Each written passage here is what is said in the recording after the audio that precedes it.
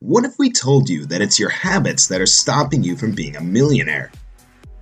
Habits are activities and a sequence of actions we start carrying out regularly.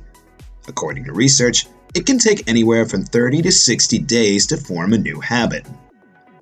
Just like a good habit can grant you success, bad habits can deprive you of it.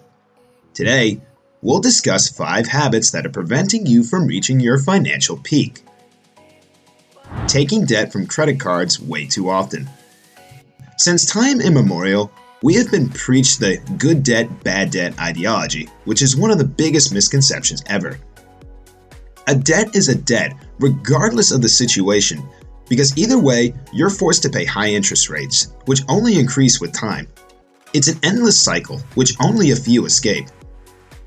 No doubt taking a student loan is a debt too, but it can be considered as more of a long-term investment because in the future, it's your education that helps you pay it off. Having a habit of racking up debts on your credit card is one of the biggest hurdles in your path to success. You're paying for luxuries for far more than their original price because you need to count in the interest rate too.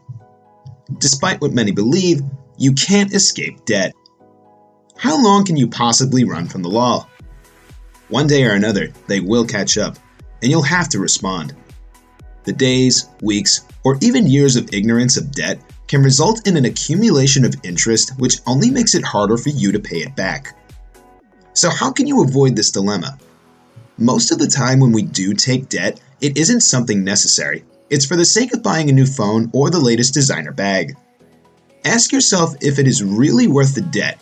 If you need to use a credit card for debt, you can afford it. A bitter truth, I know.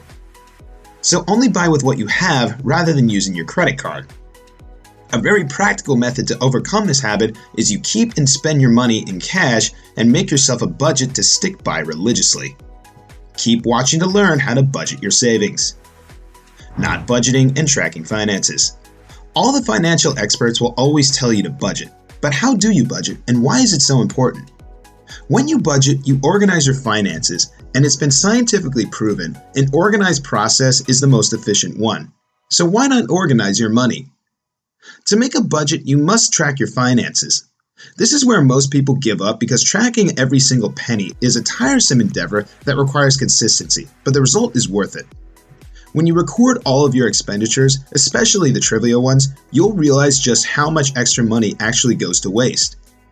Budgeting lays down the foundation for the most necessary step for getting long-term financial safety, which is savings. Buying luxury, not investments. This is the key difference between a poor and a millionaire mindset. The majority of people develop luxurious habits when they get extra money such as a bonus or a pay increase when they should be saving the surplus money. Often the root cause is a lack of education on the importance of investments. Due to the social structure formed by society, we are compelled to fit in, and just for that small moment of belonging, we buy luxury, not realizing that investing is a much better option. This is best explained by Kiyosaki in the book Rich Dad, Poor Dad, where he explains the difference between the rich and the poor. An important distinction is that rich people buy luxuries last, while the poor and middle class tend to buy luxuries first. With the help of various online resources and multiple finance experts, you can gain enough financial advice to invest. Investments start from as low as $10, so you really don't need much money to step into the game. Therefore, stop making excuses and start investing. You'll thank us later. No thinking of the future and an I deserve it mentality. You start small, you get a bonus, and you go out and get yourself dinner at a 5-star hotel because you deserve it for all your hard work, don't you? But then you get an increase and decide you deserve to ramp up your lifestyle, get a good phone, and have a better house, even though your current residence is sufficient. This is a toxic cycle that we have labeled as part of self-care. Is it really self-care or self-sabotage? We claim it's a one-time thing, but gradually it evolves into a full-time habit that ruins you financially. All the potential money that could have been invested for a long-term income is wasted on a one-time luxury. Therefore, you must overcome this destructive habit. The best method is to start budgeting and cutting off anything without which you can survive. Avoid buying stuff that's on sale or at a discount. Just because it feels like you saved money doesn't mean you have. The cash is still left in your pocket. Start considering the money you will lose instead of the money you saved, and watch the difference in your financial decisions. However, in no way are we saying treating yourself once in a while is wrong. It's only destructive when it's a regular habit. Think about the future and start saving up before it's too late. Not prioritizing your savings. The worst habit we are taught stems from the misconception, "I don't have enough to save yet," or "I'm too young to save." We spend our entire lives waiting for the moment in our financial life when we think we have enough to save, but such a time will never come. Why, you may ask?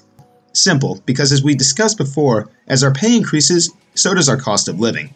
It's scientifically proven. Consequently, we keep thinking we don't have enough left to save, which is why instead of the traditional ways where you pay your bills, mortgage, and grocery bills before anything else, you should separate a sum for savings. Treat it like a bill, too. This will subconsciously force your brain to manage your expenses around the remaining cash, and without even realizing, you'll save enough money which could at one point be invested for great profit.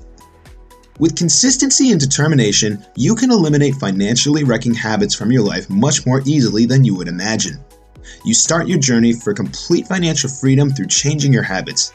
Start small, and soon you'll be able to let go of the major ones too. Thanks for sticking around until the very end. Subscribe to our channel for more financial advice and guide to your financial freedom. Like and share this video to benefit others too. Until next time, goodbye!